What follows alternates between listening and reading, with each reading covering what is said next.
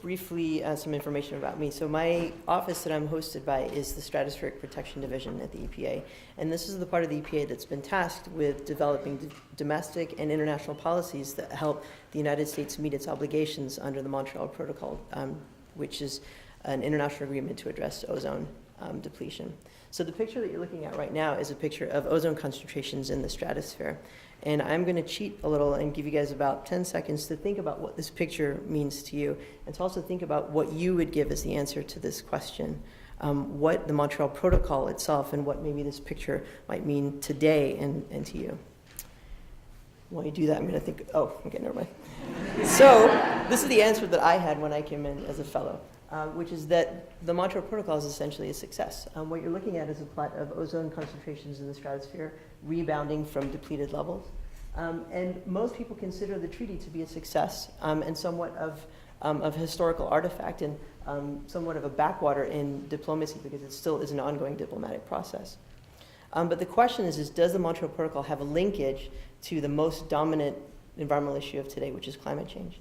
And as an environmental scientist, linkage has a very specific meaning to me. I understand that ozone concentrations in the atmosphere connect mechanistically to climate conditions across the world.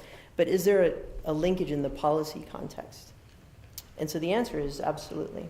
A 2014 analysis by the Economist magazine identified the Montreal Protocol as the single policy mechanism that has achieved the greatest reduction in greenhouse gas concentrations in the atmosphere. And so the question is how has this success been attained through this particular process? Well, it's occurred through a global phase-out. And so what we're looking at below is a graph showing consumption of ozone-depleting substances on the vertical axis and time on the horizontal axis. And the yellow line represents what the consumption of these gases would have been in a world without the Montreal Protocol. The blue line represents a negotiated outcome by parties to the Montreal Protocol to impose a freeze and reduction steps to consumption levels. And then the vertical arrows represent avoided emissions. Now this focus on consumption is important because the ozone-depleting substances are essentially industrial gases that are installed in equipment that emits episodically over periods of time. And so emissions control measures are less effective than consumption control measures. And so the question is why has the Montreal Protocol been as successful that it has?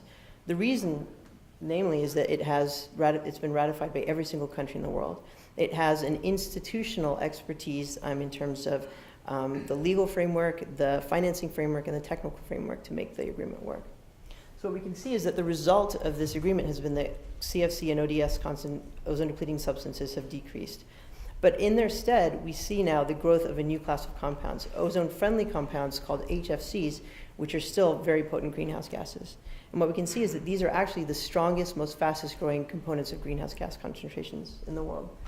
And so the question is why? Part of it is the ODS phase-out, but part of it is what the strange map is showing us, which is that growing demand due to increasing GDP in the developing world is driving demand for the technologies that use these HFCs, these replacements for ozone-depleting substances. And so what we see is that as the installed base of these types of gases in equipment around the world grows, we are committing ourselves to having basically a stock of greenhouse gases that are installed in equipment that will be leaking out into the atmosphere over periods of 20, 30, 40, or 50 years. So the growing demand really constrains kind of the policy options that we can take. But in addition to the policy constraints, there's also political ones.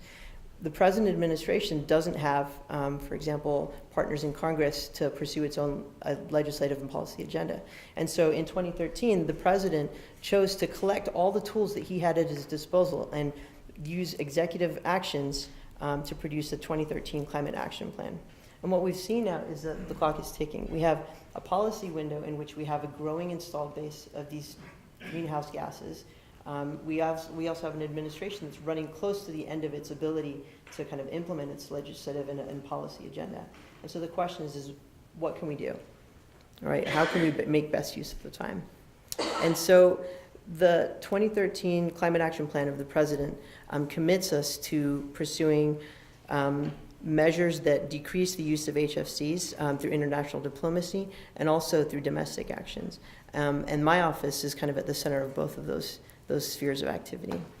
So in terms of international leadership, the single biggest thing going on right now is an attempt to add an amendment to the Montreal Protocol to address the use and consumption of HFCs, which are, again, not ozone-depleting substances, but are actually greenhouse gases.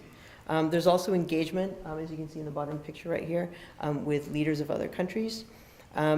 And then we also have other international fora, for example, the Climate and Clean Air Coalition, which is a coalition of states and non-state actors that for the first time in history really are trying to address a whole class of chemicals called short-lived climate forcers, of which HFCs are one member.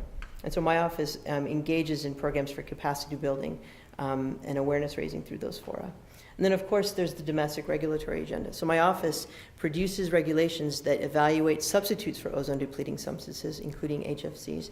And in the last 18 months, we've produced 4 significant pieces of regulatory action that will produce decreases of hundreds of millions of tons of CO2 equivalents in avoided emissions. So in all of this work, for me, one of the hardest things to come in as a scientist is kind of navigating all of these relationships.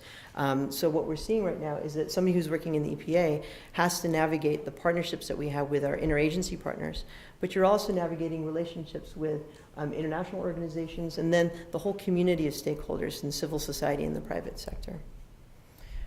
All of this aside, you also, what I've begun to understand is that there's also deeper connections to other important issues. So for example, food security is a major issue in our world today. 30 to 50% of food in developing countries is spoiled. And so having technologies like refrigeration and air conditioning help us maintain that food.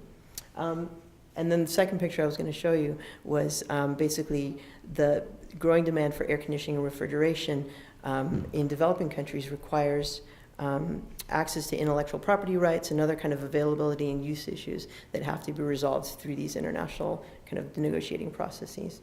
And so that final slide that I wanted to show you was that there's actually a very deep and rich connection in a policy context between the ozone layer and the treaties that we've developed to deal with the protection of the ozone layer and the dominant issue of our time in terms of environment, which is climate change. Thank you.